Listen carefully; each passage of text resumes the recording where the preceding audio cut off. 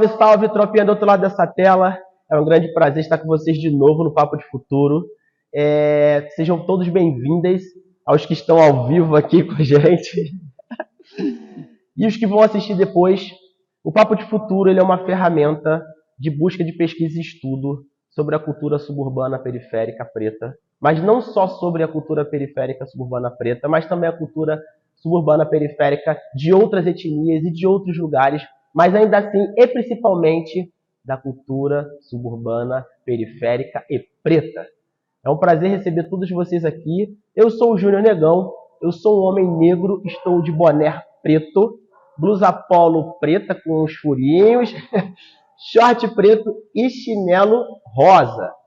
Esse programa que nós estamos aqui, ele tem um patrocínio e um fomento direto do projeto de edital Cultura Presente nas Redes 2, patrocinado pela Secretaria de Cultura e Economia Criativa e Governo do Estado do Rio de Janeiro, com a realização do Gueto Coletivo, gerência de projeto e assistência de pesquisa de Gisele Nascimento e com o apoio da 12 Marketing do meu amigo Brian.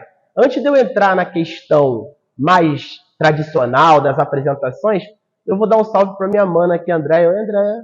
Salve, Júnior. Fala salve pra gente como você tá também. Salve todas as pessoas que estão nos acompanhando. Eu acho que antes eu vou fazer também minha autodescrição. Eu sou uma mulher preta, de cabelo cacheado, também preto, médio na altura dos ombros. Eu estou vestindo um vestido amarelo escuro e um chinelo também amarelo de couro rasteiro. É isso. Muito bom ter você aqui. Nossa, cara, que honra ser dentro de um programa como esse, também extremamente importante, para falar da nossa cultura, falar da arte, falar, né, da movimentação cultural dentro das periferias, dentro dos subúrbios dessa nossa cidade, estado e país, né? Justamente. Completando a audiodescrição, finalizando e não menos importante, nós estamos usando de background, ou seja, a parte de trás do nosso cenário, é a exposição do meu amigo e artista potente Nelo, chama-se Da Minha Janela. Ela foi inaugurada também aqui no terreno do Gueto e ela vai rodar o país e vocês vão poder conhecê-la um pouco mais. Bom, falando de mim, tenho 41 anos, sou carioca da Gema, nascido no Morro do Andaraí, criado na abolição e apaixonado pelo terreiro chamado Vila Vintém, onde me abraçou e me acolheu sempre.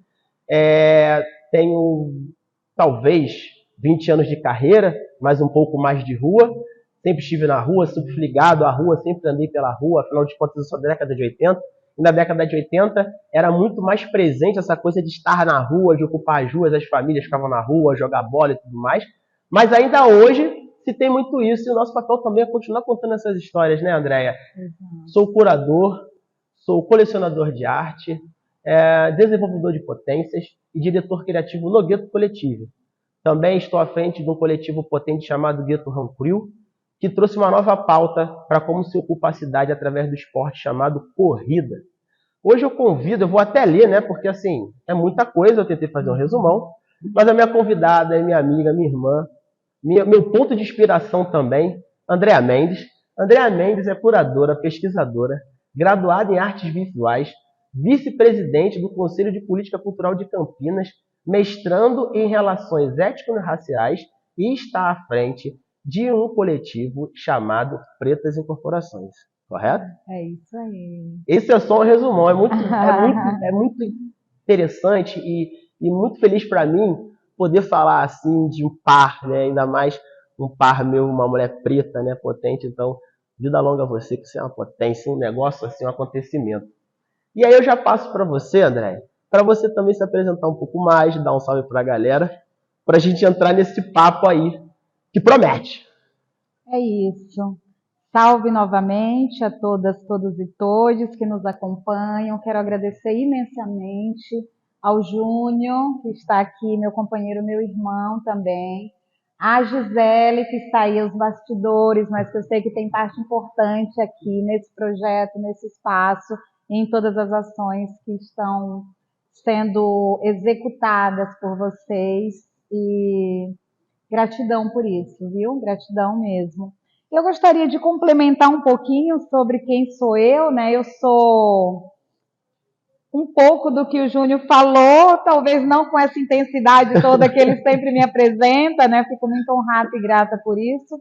Mas eu sou uma mulher que sempre me coloco como uma mulher preta, nordestina, retirante no sudeste do Brasil, uma mulher baiana do interior ali da Bahia, e que vive das artes visuais, né? Que é uma arte erudita, uma arte que sempre esteve muito distanciada dos corpos pretos enquanto representantes nesses espaços, né?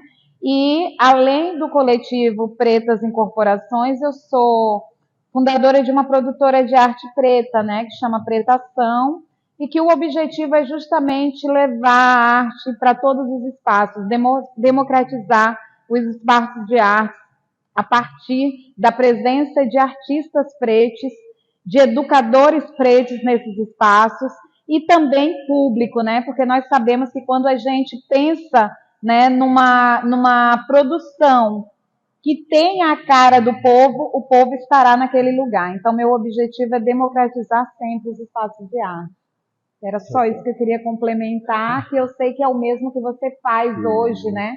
Você se colocando como curador e se deslocando para esses espaços, você não leva apenas a arte do artista, você leva o público que já o acompanha dentro da periferia. Então, isso é importante demais para a gente. Muito bom. E que essa palavra potente da André possa tocar você que está aí, que se sente sensível à arte, não pare, continue, porque a arte é nossa, né? Essa contestação da arte vertical, ela não tem nada a ver, eurocentrista, não tem nada a ver, não está conectada com as artes eruditas, como a André citou aqui, que é o começo de tudo, onde o aquilombamento era o mais importante, né? Então, seguimos firmes.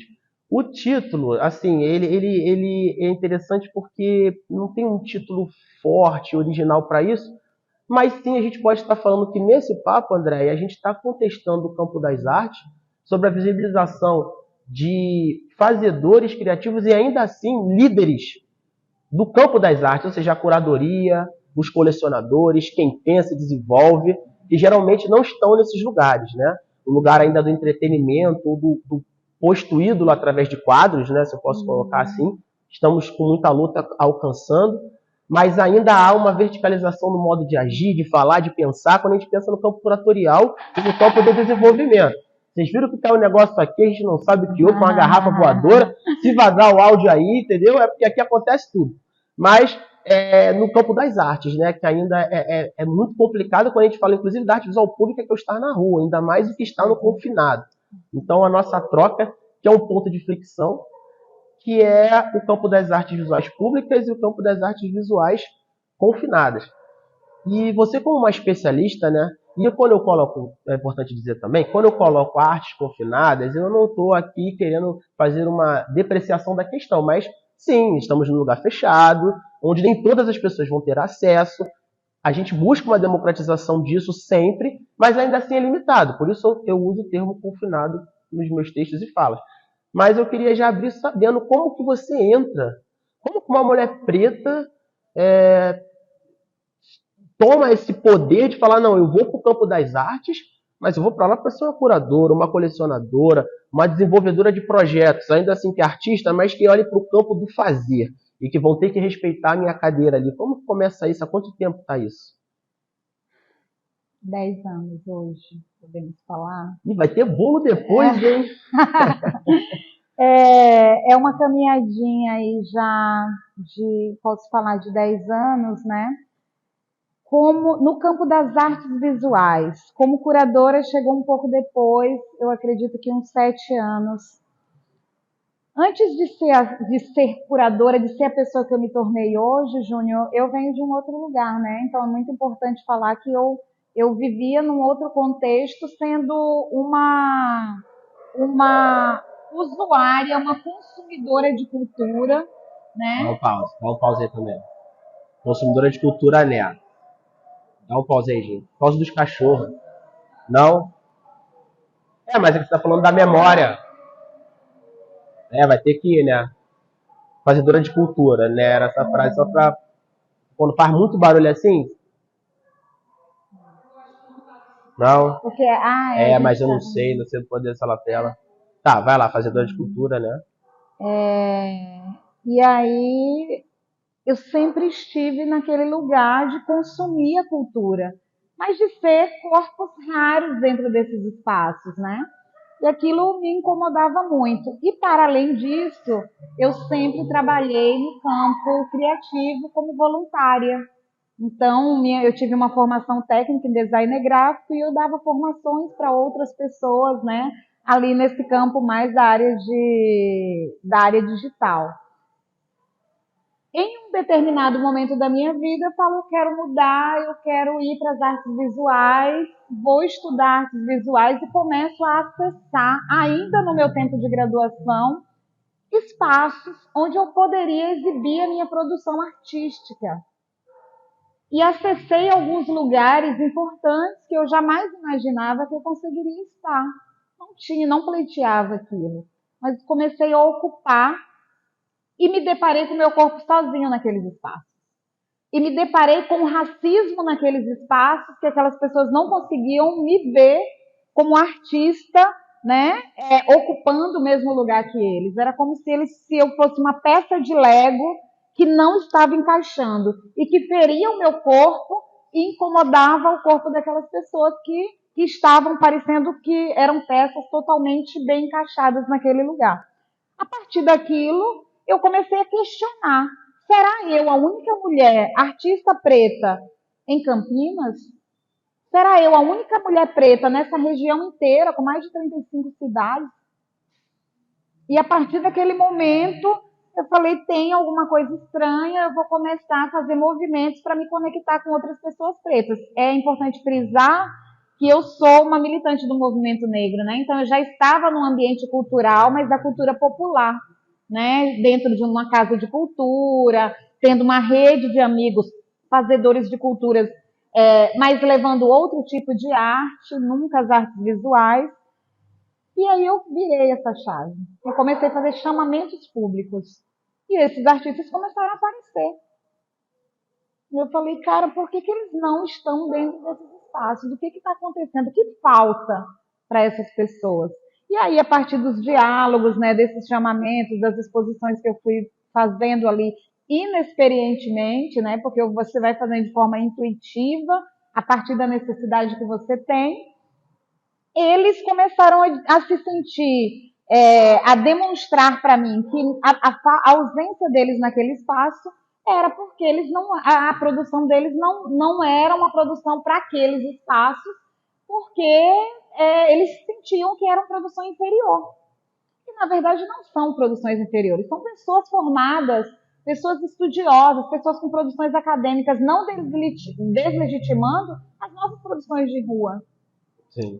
Mas naquele momento o meu contato foram com artistas que estavam no campo acadêmico, inclusive. Mas por ser pretos não alcançavam. E nesse momento aí eu falei, então eu vou estudar e eu vou me tornar uma curadora e eu vou levar esse quilombo preto para dentro das galerias. Eu vou começar a produzir espaços que as pessoas se sintam acolhidas. Então a minha história na curadoria parte desse lugar, da ausência a partir da minha presença lá, e depois da possibilidade de transformar aquele lugar um espaço com mais equidade. E você fala, já é até um gancho para a segunda pergunta, mas queria mandar um salve para Brenda Nicole, maravilhosa, né? Que é uma dessas potências que você descobre, né? Brendinha, olha, uma potência. Se não fosse esse teu olhar rebelde, né? E de não conformidade, não chegaria aonde chegamos, com quantas artistas que você descobre, e como a Brenda que também costurou a nossa jornada de estarmos juntos, né, Andréia? E aí é muito doido, porque eu também fui mais ou menos essa coisa, né? Eu sempre fui apaixonado pelas artes de rua. Quando a gente fala arte urbana, é equivocado, porque o urbano é todo um cenário. É a favela, é o asfalto, o urbano é o cenário. E nós somos os cosmopolitas dentro desse cenário urbano. Não existe arte urbana. É arte de rua, arte suburbana, periférica. Né? E aí, um era grafiteiro, o outro era pichador, o outro era skatista.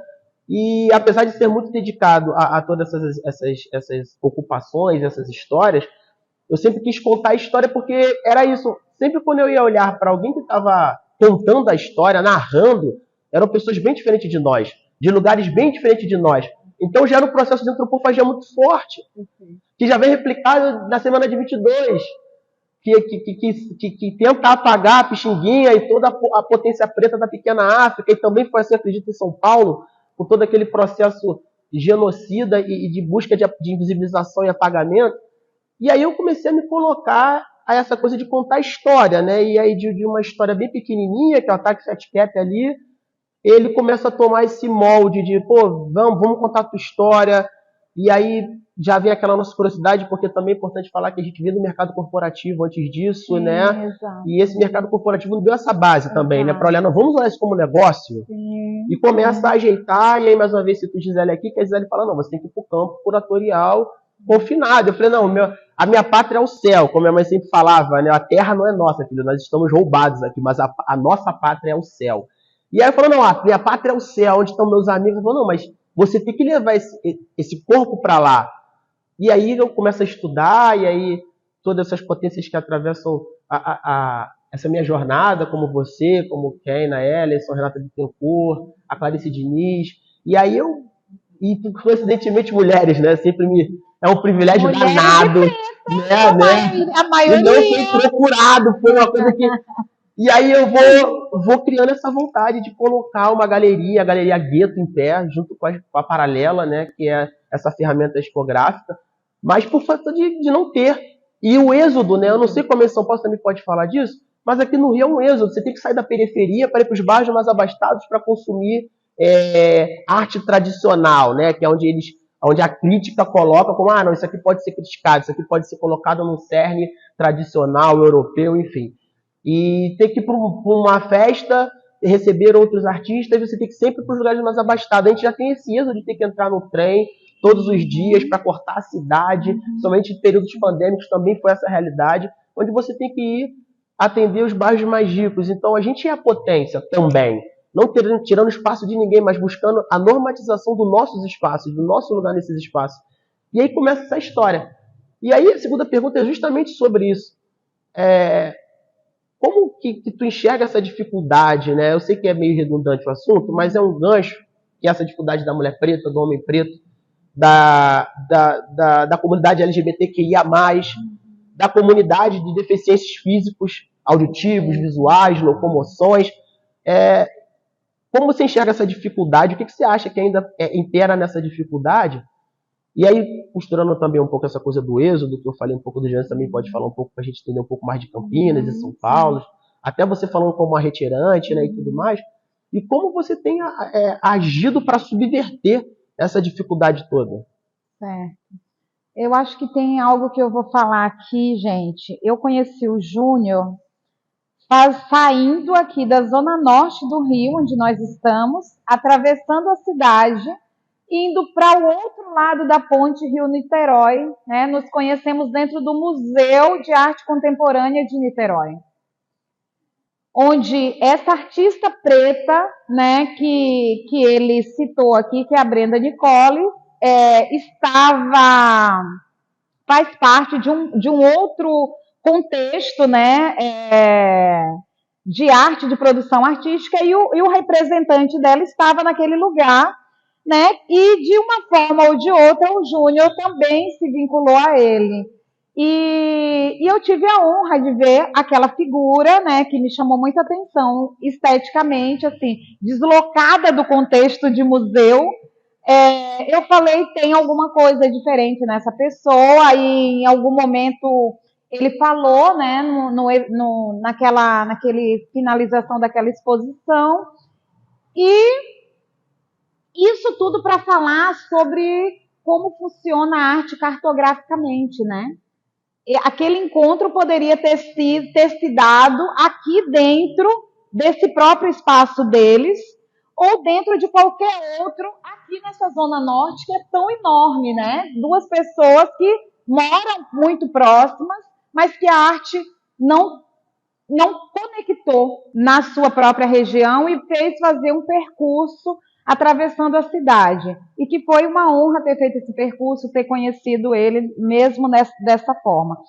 Mas o que eu estou querendo, onde eu estou querendo chegar de fato, dentro das periferias não há ainda hoje uma tendência, né, educacional e de entender a importância da formação cultural para o povo periférico.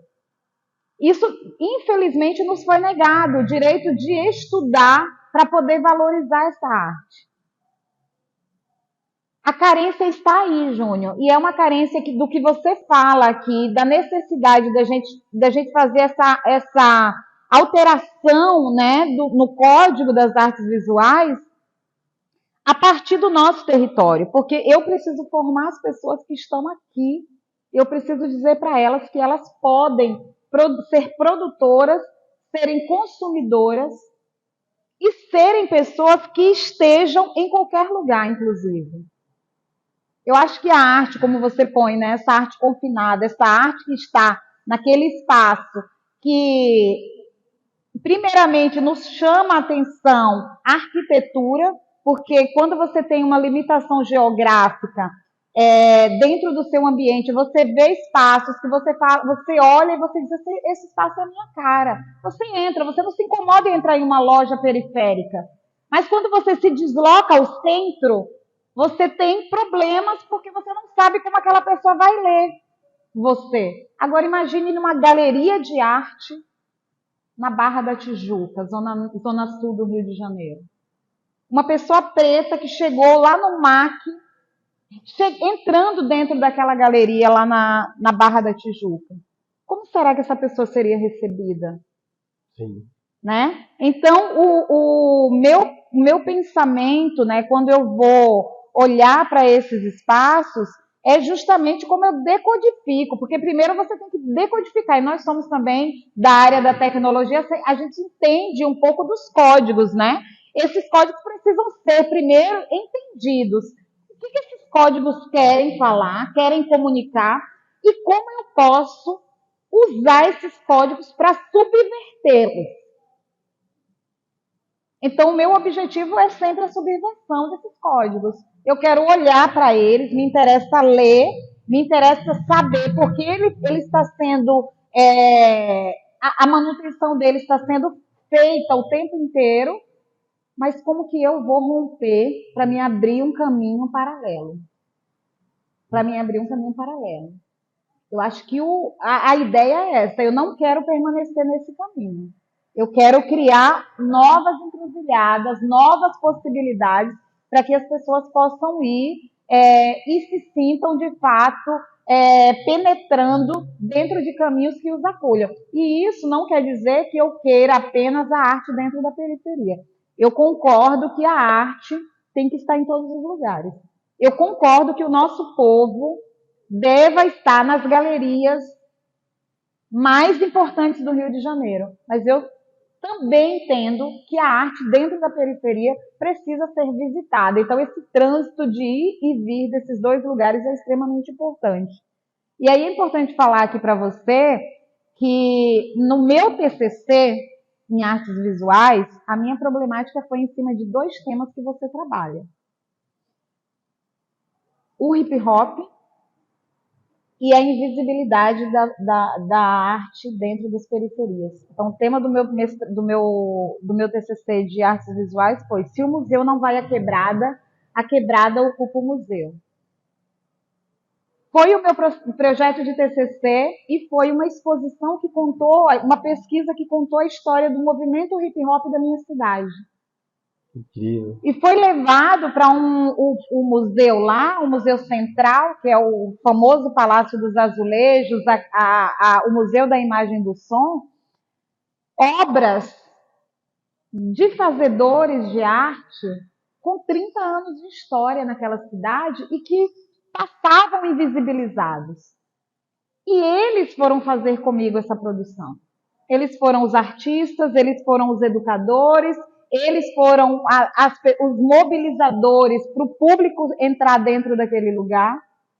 Então, para você codificar alguma coisa, você precisa primeiro entender os códigos que já estão, né? Então, essa é a minha caminhada, é nisso que eu acredito, e é assim que eu acredito que a inserção é possível.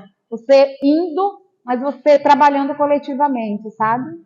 O Aquilombar é urgente, Aquilombada né? sempre. O Aquilombar é urgente e não quero falar muito de sincretismo aqui, não é o cerne da coisa, mas inevitavelmente isso é ser o povo de rua, né, minha irmã? Do Com axé. certeza. Isso é ser isso é Exu, é o Aquilombar, e de novo, não é religião e nem sincretismo, mas é uma verdade de povos É originários. um Então, movimento, é um movimento, é prática justamente, nossa da vida. justamente, a cobra mordendo o rabo, né? Exato. E eu queria também citar aqui uma galeria muito interessante, que é a Galeria do Alain, que mora nas Cinco Bocas, que é uma favela também aqui do Rio de Janeiro, aqui da periferia do Rio de Janeiro, e lá tem a Galeria Cinco Bocas, né? O Alain também tem feito um movimento muito interessante nessa coisa do ir e vir. E o que eu vejo quando você vai falando sobre recodificar é essa importância do estudo, né? A gente não arredar, porque tem que estudar. Para a gente contestar, a gente vai ter que construir e depois desconstruir. Exato. E é nessas andanças, nessas buscas que eu vi a pichação, ela é muito segregada e muito marginalizada, mas quando você vai em alguns espaços abastados, ela é proposta como uma arte visual. Então, como que isso, né, é severo? Então, não, vamos trazer isso também para dentro da galeria, vamos fazer uma exposição de técnicas de pichação, como é o grafite, como são outras prepositivas da arte. E é muito interessante quando você também vem trazendo o outro lado, que é esse lado confinado de, tipo, muitos artistas ainda são representados por pessoas que não têm aquela vivência deles, né? Sei lá, a gente vai citar a Brenda Nicole. Ela tem você como esse suporte, essa descobridora, essa potencial desenvolvedora de potência sobre ela ali. Hoje, e não falando porque o Vitor é uma excelente pessoa, é uma pessoa antirracista no posicionamento de um homem branco. Ele tem a busca dele de entendimento e quebrar esses cortes severos, mas você vê que ainda assim ela ainda é representada, e a maioria ainda são representados por pessoas brancas. E, de novo, não estou querendo levar aqui a pauta do racismo, mas eu quero levar a pauta da invisibilização. Porque se a gente não tem pessoas estudadas e preparadas para representar os artistas pretos, ou seja, os curadores e os colecionadores, a gente fica muito distante disso, né? Isso é muito complicado. E aí, eu queria trazer uma pergunta também, que pode parecer redundante, mas eu acho que não é, porque ele é um assunto que é imperativo ainda assim, que não dá para tratar isso como normatização. Como é para você uma mulher preta, retirante, mulher de novo, mulher várias vezes, trabalhar com assédio, com o desmerecimento do seu trabalho, sabe? O pré-julgamento de quem você é. Como você consegue ter altivez e vai cortando essas malhas, sabe? Como que é isso? Cara, eu vou voltar no que você falou sobre essa questão da representação dos artistas, né? Infelizmente é isso. Eu sou uma mulher preta, uma mulher sem sobrenome famoso, uma mulher sem conexões externas. Eu sou apenas uma pessoa corajosa que teve disposição para poder olhar para essas mulheres, para essas potências e dizer para elas que elas eram potências. Eu não sabia no início que eu conseguiria representá-las justamente por não ter esse sobrenome, por não ter esse caminho, por não ter esse trânsito, por não ter a grana. Para eu chegar dentro de uma galeria, vamos pensar que Almeida Idale e dizer, olha, eu tenho esses artistas aqui e eu estou bancando uma exposição dentro de uma galeria dessa. Eu não tenho. Mas eu tenho algo que é muito importante, que é o acolhimento dessas mulheres. Eu quero fazer o acolhimento e eu quero olhar para essas mulheres e garantir que essas mulheres tenham autoestima, porque é o que menos existe dentro das produções pretas, e aí mulheres e homens pretos das artes visuais, é a falta de autoestima. Então, muitos deles ou foram para o campo, né, da doença mental, ou o campo do uso das drogas muito constante, porque não dão conta de ver aquele que tem um valor muito menor que ele ocupando aqueles lugares. A Brenda ocupar o lugar que ela ocupa hoje, ser representada por Vitor, me enche de orgulho. Você não tem noção. Porque ela passa a ser representante do nosso coletivo em todos os espaços que ela vai. Então, isso é muito importante. A mesma coisa que muita gente olha para mim e fala, Andréia, é muito importante você estar nesses espaços, porque você está nos levando também. Mesmo que a obra dessa pessoa não chega, mas o nome dessa pessoa vai chegar. Esse coletivo do qual está resistindo desde 2016 chegará, né? Isso foi a coragem da minha mãe, né? Que aí eu tenho que entrar aqui na questão, na minha fé, né? Que é a minha mãe Oiá, que é movimento, que é a pessoa do vento, que não deixa nada parada e que tira de mim qualquer tipo de medo, que possibilitou isso. E aí você agora pergunta desse corpo preto, desse corpo feminino ocupando esses espaços. É extremamente difícil. Eu sofri, sim, várias questões de assédio.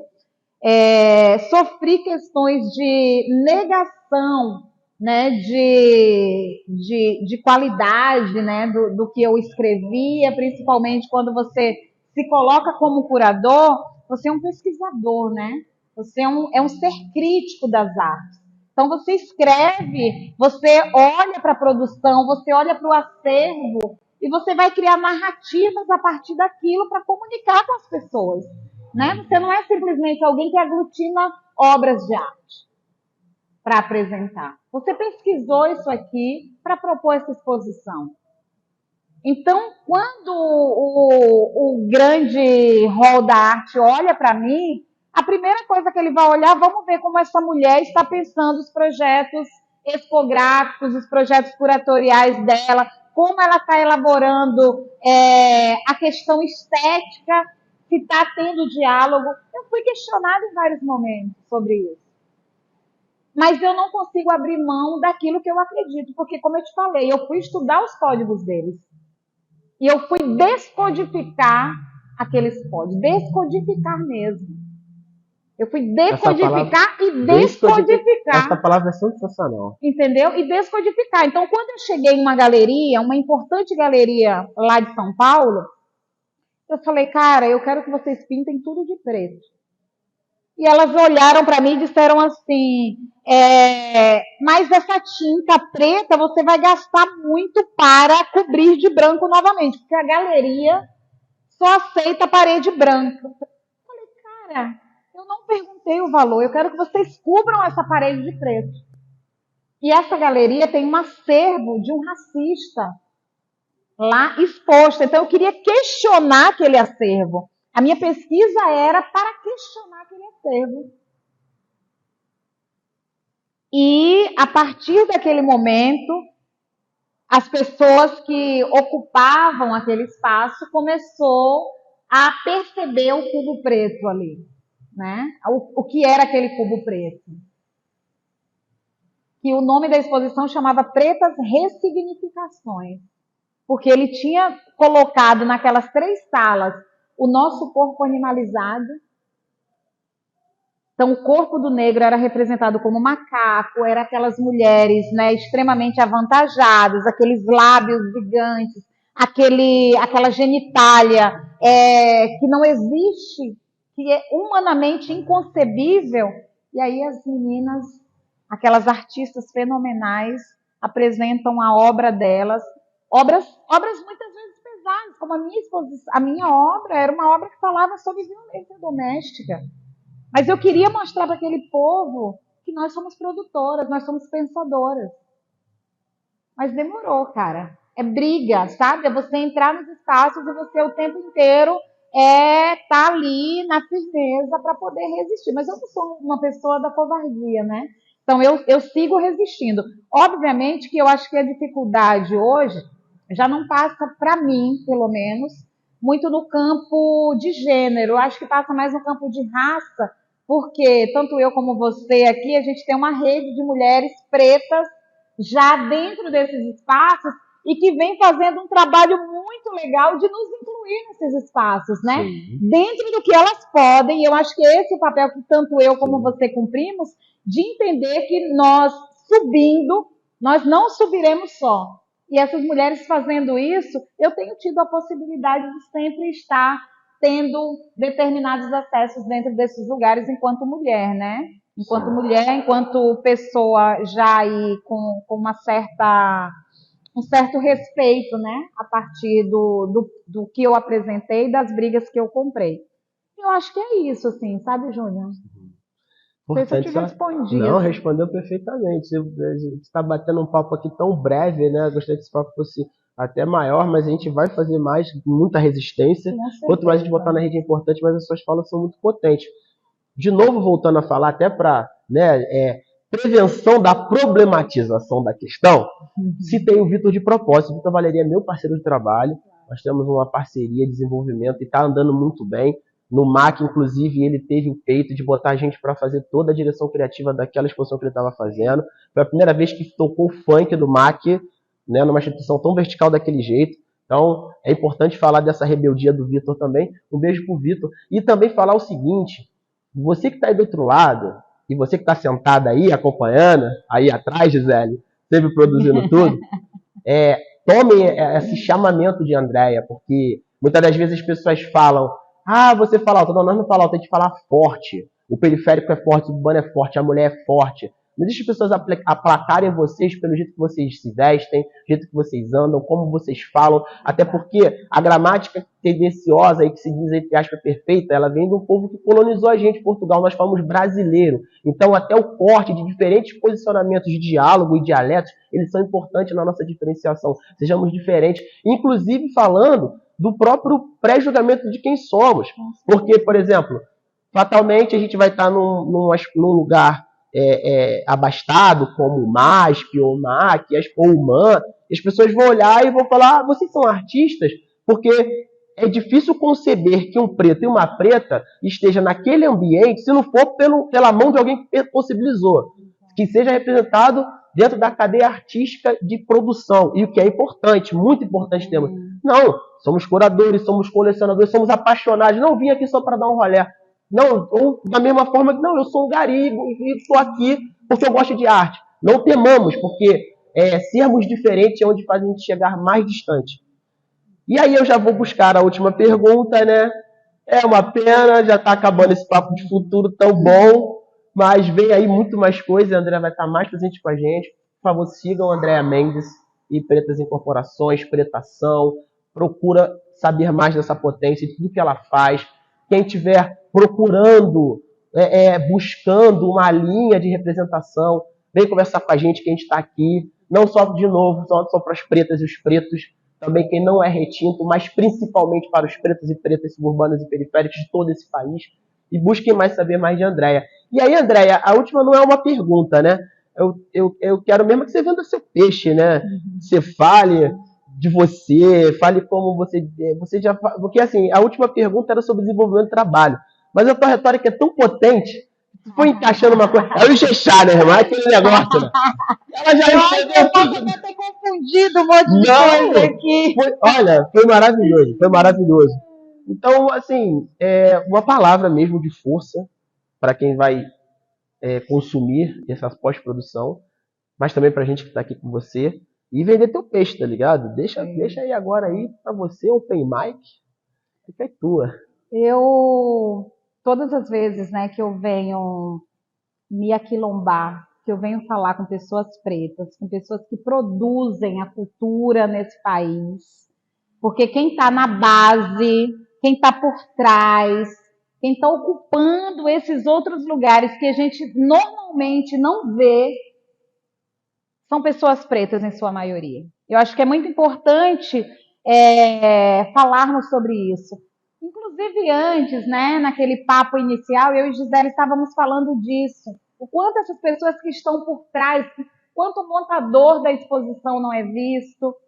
Quem sabe o que é um montador de exposição? Quem sabe o que é um cenógrafo de exposição? Quem sabe o que faz uma transportadora de obra de arte? Não é a mesma coisa de transportar qualquer outro objeto. Quem sabe o que é escrever um texto crítico para uma exposição de arte? Quem sabe o que é pesquisar para se conceber um projeto curatorial? Então é muito importante, eu deixo aqui, Júnior, assim como uma fala, né, final, muito que todas as pessoas que têm interesse nas artes, e aí as pessoas que já estão, né, dentro desse cenário, que visitam museus, que visitam galerias, olhem para além da obra que está ali. Comecem a criticar, comecem a olhar criticamente para como aquilo chegou àquele lugar. Quais etapas que são necessárias fazer para que aquela arte esteja ali? Comecem a reparar quais são os artistas que vocês mais veem, quais são os recorrentes e quais são os ausentes nesses espaços. No meu caso, eu sou uma pessoa que visita muitas exposições em todos os lugares, todos os tipos de exposições. Eu amo artistas modernos, gente. Eu consumo artistas modernos, artistas renascentistas, mas eu sou das artes contemporâneas. Eu sou da arte pública, eu sou um corpo que gosta de ser corpo em contato com o mundo, né? Eu sou do campo da performance, além de ser curadora. Então, eu acredito que muita gente tem acesso à arte na rua e não consegue reconhecer essa arte, né, dentro do valor que ela tem. Então, é importante falar, nós estamos vivendo o tempo das artes contemporâneas. Aproveitem que a arte contemporânea é democrática, ela é aberta a todas as pessoas. Você não precisa ir para a academia para se tornar um artista. Você não precisa precificar a sua obra em milhões para ser valorizado como artista. Olhe para tudo que está em sua volta para que você possa se reconhecer e ter autoestima a partir do que você vem produzindo dentro do seu lugar. É isso que eu deixo de recado para vocês, é isso que eu pratico na minha vida. Eu sou artista, sou curadora, sou produtora, faço um monte de coisas no campo da memória também, né? Trabalho como inventariante de acervos. Isso para vocês saberem que a arte também, para pessoas pobres, ela precisa ser múltipla. Você tem que ter múltiplas funções para sobreviver de arte. Eu sou uma sobrevivente de arte. Eu não sou uma pessoa que está dentro do grande hall da arte que apenas vive e consome arte. Eu sou uma pessoa sobrevivente. Eu preciso fazer inúmeras coisas para viver de arte. Mas eu digo para vocês, para mim está tudo certo, porque a arte está me levando para conectar com pessoas como essa pessoa incrível, com esse lugar incrível, cheio de axé, e que me recebeu e que me acolheu tão bem. Então é isso. Gratidão a todos vocês que nos acompanham, gratidão ao Gueto, gratidão você, Júnior, gratidão, Gisele, por essa oportunidade. Você sabe que eu adorei essa ideia aqui de ter um negocinho aqui escrevendo aqui, Zé, valeu para essa ideia. E eu escrevi umas coisas aqui que você falou que é importante antes de encerrar mesmo. Uma coisa foi o tempo, né? Você falou, leva tempo, Júnior. Tudo tem que ter campo da memória, gente. A gente tem que ter o tempo da maturação. Eu sei que o corpo preto, periférico, suburbano, ele não tem tempo, mas inevitavelmente a gente tem que trabalhar com ele no campo do estudo, do entendimento. O afrofuturismo também é olhar o ancestral, não é? Porque senão as coisas se perdem. Então, jovens pretos e pretas que estão ressurgindo, que estão avançando com tanta velocidade, até maior do que a nossa, né? Porque as ferramentas hoje são mais preparadas, os pais pretos estão com condições maiores, então estude as descendências, a ancestralidade para a gente pensar o presente e o porvir. E você também deu uma área de economia criativa no final, né? Para todo mundo que às vezes não se entende, eu não falo tão bem, mas eu escrevo. Eu não sei pintar, mas eu sou um bom piloto e tenho um carrinho. Então, quanto mais nosso povo suburbano periférico entender essa cadeia, e que a gente pode trabalhar em diferentes nuances e ter sucesso em cada uma delas, a gente vai avançar. Eu queria mandar um beijo pro Cazu, da Cabedinho, toda a tropa da Cabedinho, que é uma galera de expografia, que vem da periferia do Rio de Janeiro, e hoje estão cortando tantas malhas tão importantes, né? Não, eles estão demais, eles estão abafando, várias vezes montou exposição então, comigo lá. Tem vários cortes e nuances para a gente trabalhar. Então, Peguem de novo, essa fala potente de Andréia e pratiquem. Isso serve para todos os outros campos da vida que a gente se propor a ser. Não temam, não esmoreçam, permaneçam com energia. Queria mandar um beijo, inclusive, para não esmorecer, e energia para a Gi de Paula, que está lá no MAC. Beijo, Gi! Na MAC, não, no MAR, desculpa. Beijo pro MAC, mas ela está no MAR, Museu de Arte do Rio. Exato. Uma potência lá. Gi, um beijo para você. Siga firme. Todos vocês estejam do outro lado também, sigam firme, acompanhem as mídias do Gueto Coletivo e do movimento Gueto Rancuril. Foi um prazer estar com vocês nesse Papo do Futuro. Minha irmã, foi um prazer estar com você. Muito obrigada. Todo axé. Todo axé para nós. Rajada de fé. Fiquem firmes. Axé.